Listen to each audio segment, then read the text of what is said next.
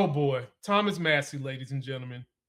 Let me put his picture up here. He was one Republican, folks, who actually stood up to the mantra that most Republicans stand for, which is supposed to be law and order, which is supposed to be upholding the Constitution, small government, not blowing up the deficit, all those good things. And he was actually doing that, ladies and gentlemen. He was trying to hold Trump and Republicans accountable that are in Epstein's files. All the spending Trump is doing, he was telling his boys, look, this is not what we're about. And if you missed what I played in the beginning of the video, Charlie Kirk even came out and said that Thomas Massie was one of his favorite Republicans. Huh. Sounds good, don't it? His ass lost in the primary. Not the general, the primary. And he lost, ladies and gentlemen, because of what I continuously say each and every day. We cannot be just simply afraid of the politicians. We have to be afraid of the buffoons that want to put these type of politicians in power.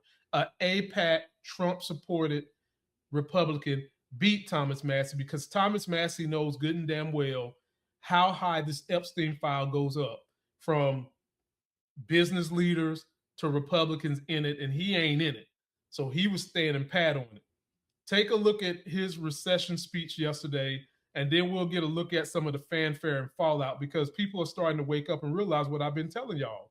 The more dangerous folks are the people that vote for this stupidity. Take a look at Thomas Massie. I have called and conceded the race. We've been honorable the whole time, and we're going to stay that way. I mean, we stirred up something. There is a yearning in this country for somebody who will vote for principles over party. What's your name? Hudson. Scott, you met my wife earlier. Oh, okay.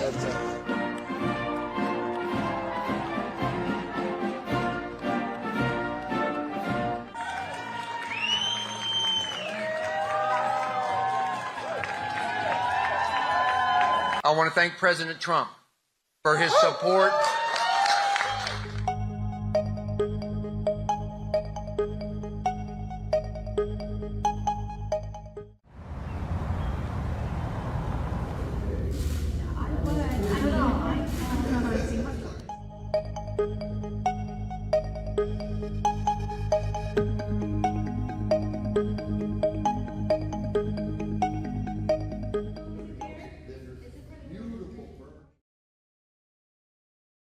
This is frustrating to a lot of people on so many levels, because the very fundamental of my channel is that the myth of that has been put in place by rich white people and the colonizers, that what makes you an American is if you love your country, that you help thy fellow neighbors, you have some belief to some Bible or something like that, you support the troops.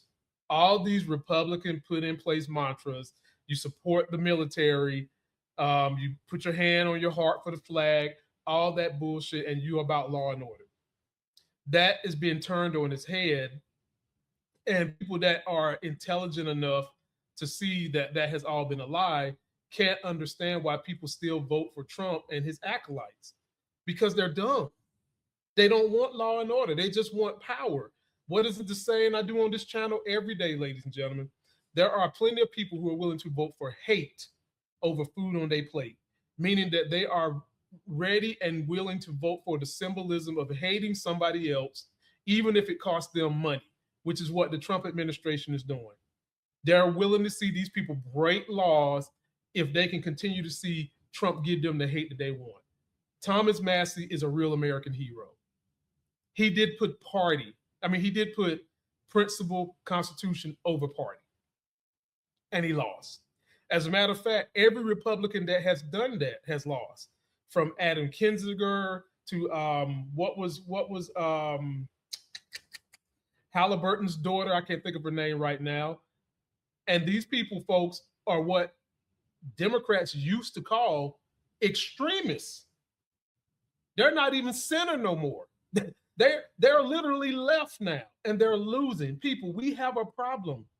And not to mention, Thomas Massie's state has a Democratic governor who is all about the Bible and says those things. I don't know how he won, but hopefully he'll win again.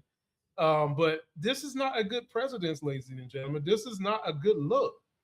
Um, Democrats have got more work to do if Thomas Massie lost in his state. Thomas Massie is a good dude. I have a whole playlist dedicated to Thomas Massie. He's a good dude, and he lost. Now, we could get into the nuances of super PAC money and all that, but at the end of the day, the people voted for Thomas Massie not once, couple of times. They knew who he was, and they voted against him not just because of super PAC money. They voted against him because they want to continue to see the Stockholm Syndrome shit that's going on with Trump continue to happen. They don't want no accountability to Trump. They want the racism. They want the cruelty. They don't want the truth to come out in the Epstein files because they are afraid that their heroes are child apists, and then they would have to confront their own insecurity of walking around in America, letting people know that they triple Trump and voted for people that supported Trump. And they don't want that.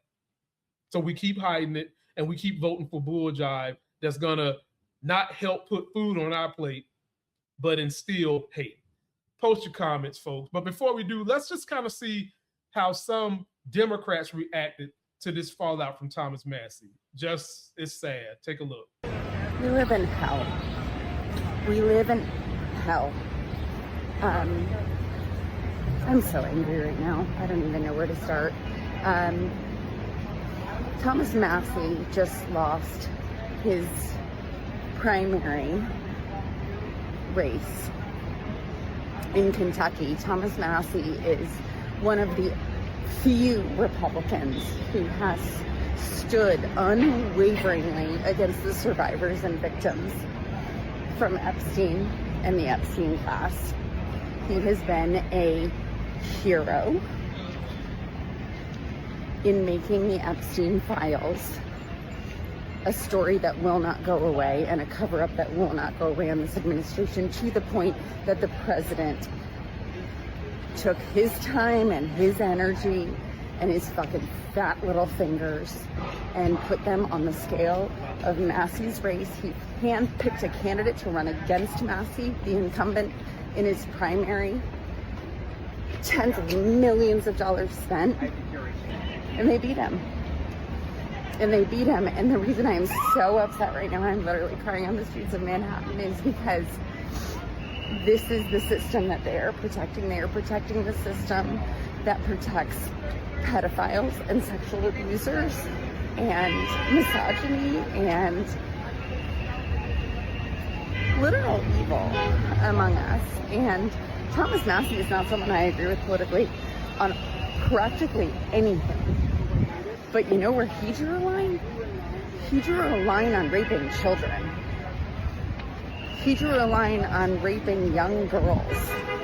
He drew a line on trafficking of children and young girls. That's where he drew a line. And he was on the side of a lot of Trump supporters in drawing that line. Trump supporters who are never going back to Trump, but Trump doesn't care. And now he's lost his job as a representative of his constituency, who he represented.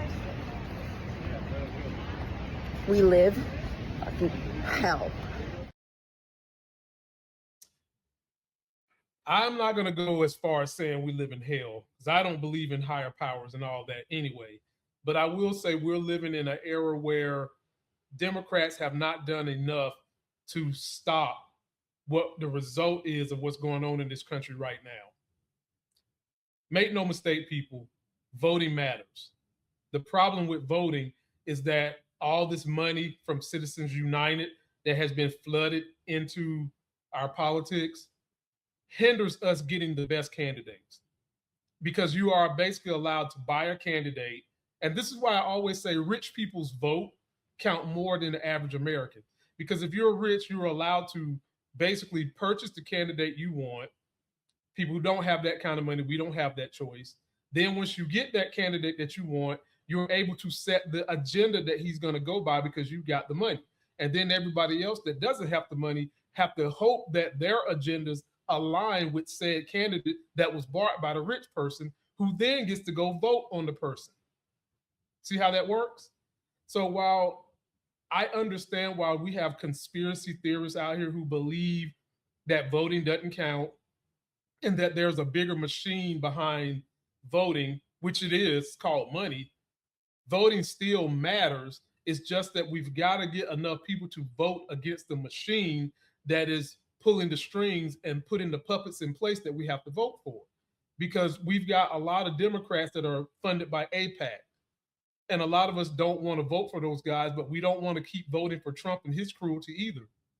For those that say voting doesn't matter, have you ever looked up what voting history and things have been put in place that affect you day to day? Every single thing in your life is a policy that was voted on by somebody at some point in time. From the underwear and the panty drawers you and your wife wear, to the fluoride on your teeth, to the fluoride in your water, to the way your house is built.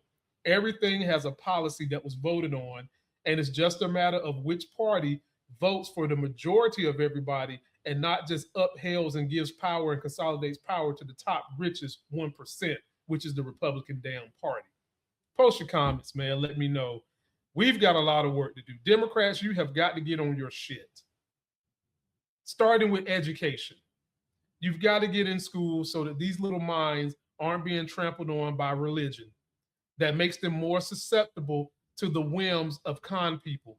You know, the whole Robin Hood situation, the whole Pied Piper situation, because they don't know how to critically think. Republicans have played the long game, and Democrats, if you don't start doing that, we're going to become a fascist nation. We're going to become what happened to the Greeks. We're going to become that. You have got to have a backbone, stand up, start upholding laws and putting new laws in place after going through what we're going through. It's just an atrocity.